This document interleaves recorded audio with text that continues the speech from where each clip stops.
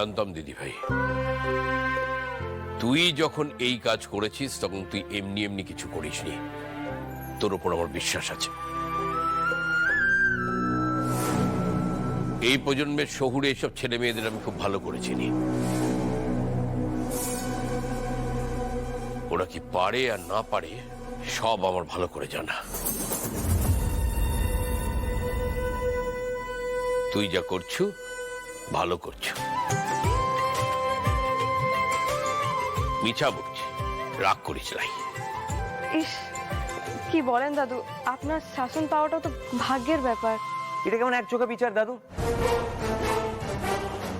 আমার বন্ধুদের জেনে বুঝে ইনসাল্ট করলো আর তুমি বলছো ভালো করেছে। এলেন শুনো, দাদু তো আর তোমার মতো লোকের কথা শুনে তিলাক তিলাক করে নাচেন নাই। উনি বিচক্ষণ বটে। ও শাট আপ ইউ অসভ্য ঝগড়ুটে জন্তু। আমি জন্তু? আর এই যে তুমি আমাকে চ্যাংদোলা করে নিয়ে আইছিলে, এটা কি মানুষের মতো কাজ করছো? আমি না তোকে নালিশ করেছি?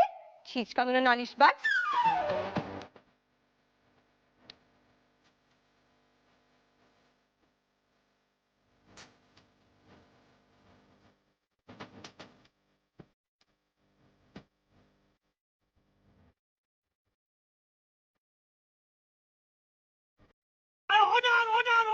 হ্যাঁ, এবার থামো সবাই।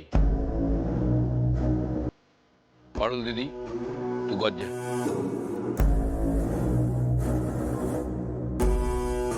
বেঁচে গেলে আজ, but I will see you.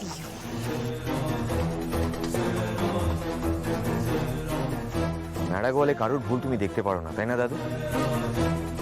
নাড়া গোয়ালের মেয়ে বলে তুমি আজ ভুল থাকলে নিশ্চয়ই দেখতে পেতাম, কিন্তু অসভ্যতা করেছে তোমার বন্ধুরা। গ্রামের মানুষকে বিপাকে ফেলা কোন ধরনের বাহাদুরি? মনুষ্যত্ব নেই।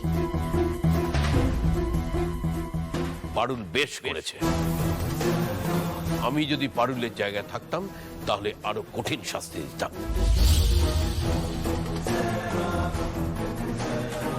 রায়, আমি প্রথমেই তোমাকে বলে দিয়েছিলাম যে তোমার বন্ধুরা এসে এখানে যেন কোনো রকম কোনো বাঁদরামো না করে। তবু এসেই শুরু করে দিল। ওরা এখানে আনন্দ করতে এসেছে, আনন্দ করুক, কিন্তু অন্য কিছু যেন করতে না যায়। গায়ে এলে গায়ের মানুষের মতোই থাকতে হবে। গায়ের মানুষ এমনিতে খুব নিরীহ, কিন্তু ওরা খেপে গেলে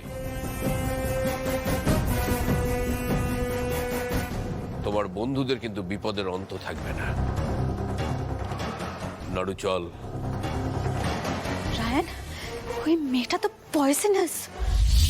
কত পয়জন আমি দেখে নেব। 20 দাঁত আমি ভাঙবো, তুই দেখ না। কাছে না সাজলে আমার ভোজবাড়ি যেতে মনটা করে লাগে পারুল। তবে তো তোমার অনেক ভোজবাড়ি ফাঁকি যাবে গো।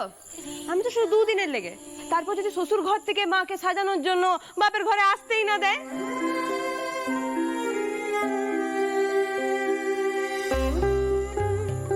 অমন করে দেখছো কি মা?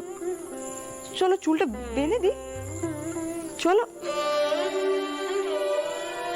ওই দেখো, মন মতো সাজতে পারবে না বলে কেমন ছেলে মানুষের মতো কাঁদছে। আর তোমার কি একটাই বিটি নাকি বলো? টগর তো আছে। আমি শ্বশুর ঘর চলে গেলে তুমি না হয় টগরকেই বলবে, ও বিটি কিন্তু সাজগোজের ব্যাপারে আমার থেকে ঢের বেশি জানে।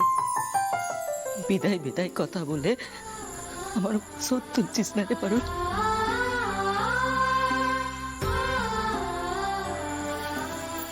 শোধ নিব কেন মা? সারাটা জীবন যে মায়ের কোলে থাকতে পারবো না, তা তো আমি আগে থেকেই জানতাম। ভেবেছিলাম মায়ের আদরটা আর কটা সাল না হয় বেশি খাবো, তো সেটা তো আমার আর কপালে নেই মা। দুঃখটা তো সেখানে। যত্ন আমার জীবনে সইবে না রে পারুল, সইবে না। তোকে আমি তবে ভালোবাসি না, তবে ভালোবাসি। তোকে একটা ভালো জীবনে দিতে করতে পারলে তবে গিয়ে মা শান্তি। মাকে যে কত জ্বালা, সে তুই যেদিন লিচে মা হবি সেদিন বুঝবি। ও লুকিয়ে লুকিয়ে মায়ের কাছে আদর খাওয়া হচ্ছে, হ্যাঁ? এই দিদি, আমার কেমন লাগছে রে? কেমা লাগছে? বরযাত্রী বেরোনোর সময়টা হয়ে গেল, তুই এখন সাজলি লাই? আরে ধুর, আমার 2 মিনিট লাগবে, তুই মাকে নিয়ে এগো, আমি আসছি। মা আসো, আমি বাইরে যাচ্ছি। ও উমা, তুই গোলাপ পেলি কোথায়? সাজবার লেগে তুই গোলাপ কিনে নিচ্ছি? আরেকটা আনতে পারতিস, আমি রাখতাম। ও ফুল আমি কিনে লাই। শিরিন, আমি তোমার কথার কোনো প্রতিবাদ করলাম না, কেন জানো?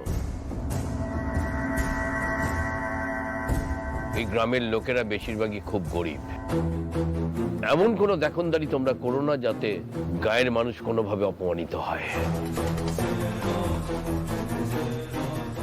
তাই যেমন আমি আশীর্বাদের হাটটা পড়ালাম না, তেমনি তোমরাও কলকাতার সাজ নিয়ে বেশি দেখনদারি দেখিও না।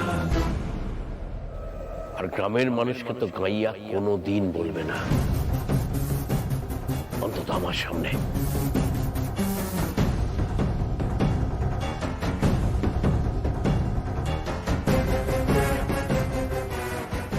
জান না রায়ন, তুই রাগ করিস না। দেখ, আমি তো এখানে তোর জন্য এসেছি। আমি আগে থেকে জানতাম এখানে আসলে আমাকে দাদুর কাছে ইনসাল্টেডই হতে হবে, তাই প্লিজ ছাড়, তুই এটা নিয়ে আর ভাবিস না, ওকে? সেটা আমি বুঝে গেছি শিরি, কিন্তু আমি অন্য একটা জিনিস দেখছি। তোর মেকআপ আর্টিস্টরা কিন্তু দিদির মন খারাপটা ঢাকতে পারলো না।